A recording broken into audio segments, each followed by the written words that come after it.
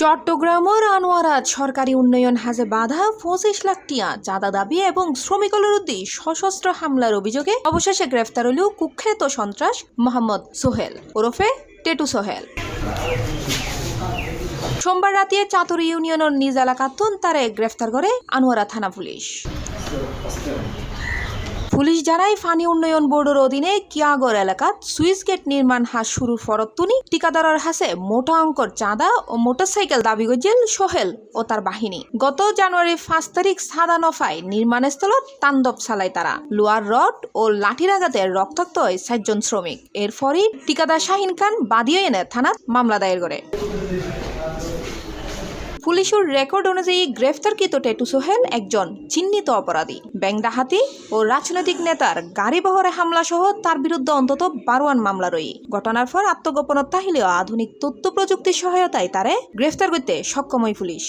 গত একদিন ধরে আপনাদের মাধ্যমে জানতে পেরেছি আনোয়ারা থানা এলাকার কেয়াগড় সুইচ গেটে একটা সরকারি পানি উন্নয়ন বোর্ডের অধীনে একটা চাতুরি ইউনিয়নের এলাকায় সুইচ গেটের কাজ চলতেছে, নির্মাণাধীন কাজ চলতেছে। ওই কাজের এখানে টেটু সোহেল প্রকাশ টেটু সোহেল নামে এক শীর্ষ সন্ত্রাসী তাদের এখানে চাঁদাবাজি 25 লাখ টাকা চাঁদা দাবি করছে এবং তাদেরকে হুমকি প্রদান করছে, চাঁদা না পেলে তাদেরকে মেরে ফেলবে বলে আমরা জানতে পারি।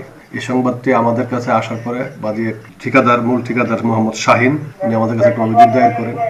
আপনাদের মাধ্যমে জানতে পারি সে পূর্বে এসব ঘটনা ঘটেছে। আমাদের এখানে লিস্টে আছে তার নামে পূর্বে 11টি মামলা রয়েছে।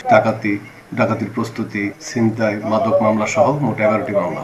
এ সংক্রান্ত অভিযোগ পাওয়ার পর আমরা তার বিরুদ্ধে বিভিন্ন তথ্য প্রযুক্তির মাধ্যমে তার অবস্থান শনাক্ত করি এবং আমাদের যে সোর্সের মাধ্যমে আমরা তাকে চিহ্নিত করি এবং আমার ঊর্ধ্বতন মাননীয় পুলিশ সুপার মহোদয়ের দিক নির্দেশনায় এবং আমাদের সহকারী পুলিশ সুপার স্যারের নির্দেশনায় আমি অফিসার ইনচার্জ নিজের নেতৃত্বে আমার সঙ্গীয় অফিসার SI শিমুল সহ আমরা আরো কয়েকজন অফিসার ফোর্স সহ আমরা তাকে ধরতে সক্ষম হই। চাতুরি এলাকা হই তাকে আমরা ওই বাদীর অভিযোগের ভিত্তিতে চাঁদাবাজি মামলা একটা যেহেতু তা মারধর করেছে মামলা রুজু করি, নিয়মিত মামলা রুজু করে তাকে কোর্টে বিজ্ঞ আদালতে প্রেরণ করি।